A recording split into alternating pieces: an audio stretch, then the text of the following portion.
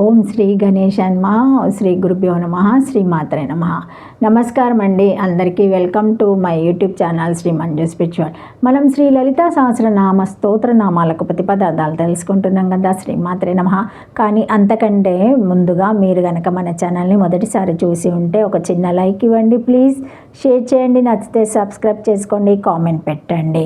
దయచేసి వీడియోని ఎక్కడ కూడా స్కిప్ చేయకుండా చివరి వరకు చూసే ప్రయత్నం మాత్రం చేయండి. ఇంకా వీడియోలోకి వెళ్ళిపోదాము. శ్రీమాత్రే నమః. 792 నామము సామరస్య పారాయణ.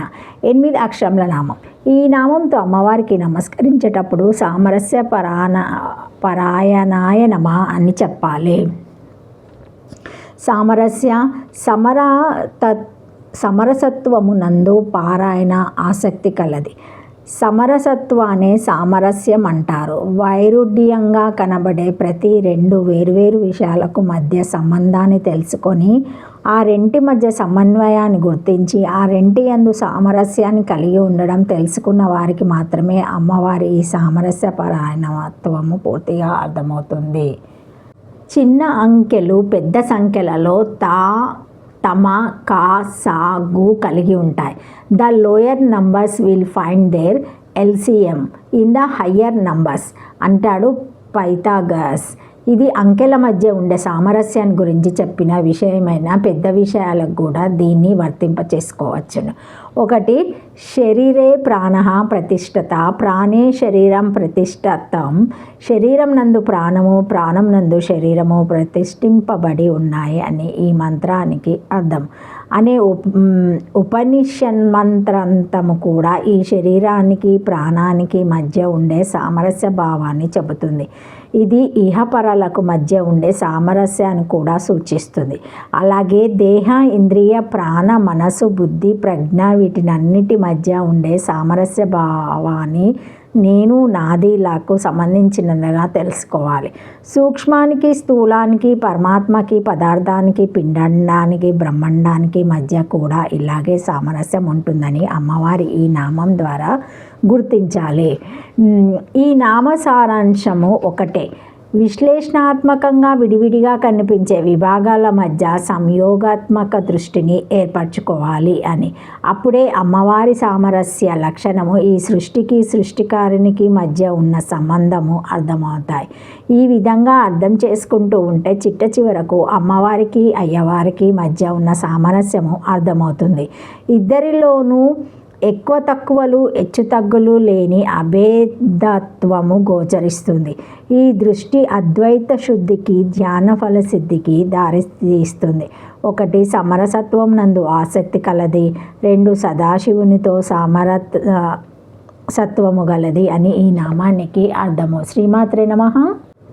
సమోన్యో నాదికో రసో యహవో తశోః శివశక్తుర్బాహ సామరస్యమేవ పరం ఆయనం స్థానం యస్యః ఉక్తం చ వియుక్తః పరస్పర తపస్సంపత్ఫలః ఏత పరస్పరో ప్రపంచ మాతాపితరో ప్రౌంచ జయాపతిస్తుమా ఇతి భోక్తృతో భోగ్యో కరణోర్మి సంక్షయో సామరస్య రసాదోహిని శివ ఇత్యత్కాలికాదాస్తు సమప్రధనో సమసత్యో సంహోతయో ఇతి శృతిశ్చ అమరేహ్య సాహిత్యస్య సామరస్య లోకస్య పారాయణం ఆశ్రయో వా రస్యంతే గీయంత ఇతి రాస్యాని సామని చాతాని రాస్యాని చాతాని పరాయాణాని అభిష్టాని యస్య వా బహుళగృహనత్న విశేషణస్య పూర్వనిపాతః పారాయణమహాభిష్టం స్యాత్ తత్పరాశ్రయాయోరోపి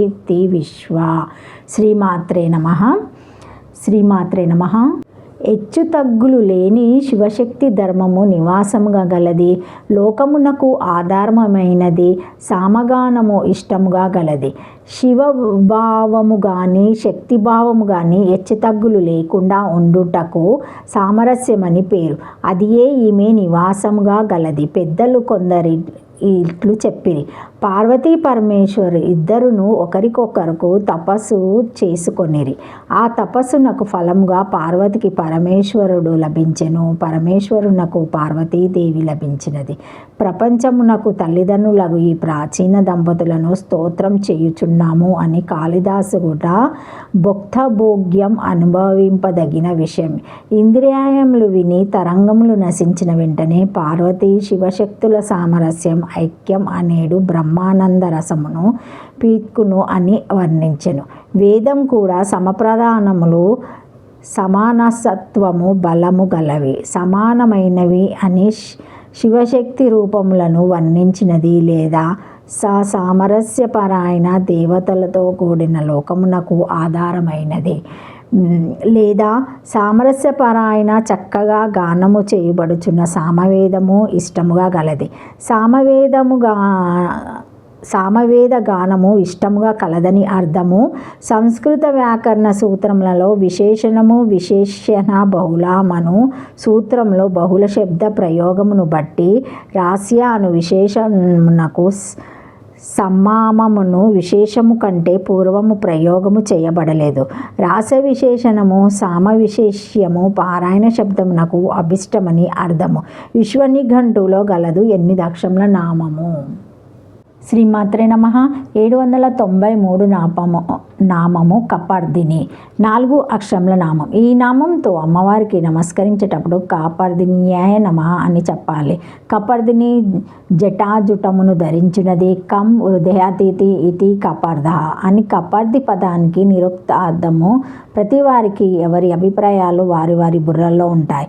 బుర్రల్లోని ఈ అభిప్రాయాల కంటెను కాపర్దం జటాజుటం అంటారు. అయితే అమ్మవారికి అభిప్రాయాలను సూచించే ఈ జటాజుటము ఉంటుంది కానీ అది చిక్కులు పడి ఉండదు. మనకు కూడా అభిప్రాయాలు అనే జుట్టు ఉంటుంది కానీ అది చిక్కులు పడి ఉంటుంది. ఆ చిక్కులు విడగొట్టడానికి చేసేవే యాగాలు, ప్రాయచిత్తాలు, క్రతువులు, కర్మకాండాలు. 1 కపార్ధం కలిగినది అనగా జటాజుటము కలిగినది. 2 కపార్ది శివుని యొక్క శక్తి స్వరూపిణి అని ఈ నామానికి అర్థాలు చెప్పుకోవచ్చును. శ్రీమాత్రే నమః. Thank you for watching my video. Please like, share, comment, subscribe to my channel. మరిన్ని వీడియోస్తో మళ్ళీ కలుస్తానండి. ఈ వీడియో కనుక మొదటిసారి చూసి ఉంటే తప్పకుండా లైక్ చేయండి. Thank you.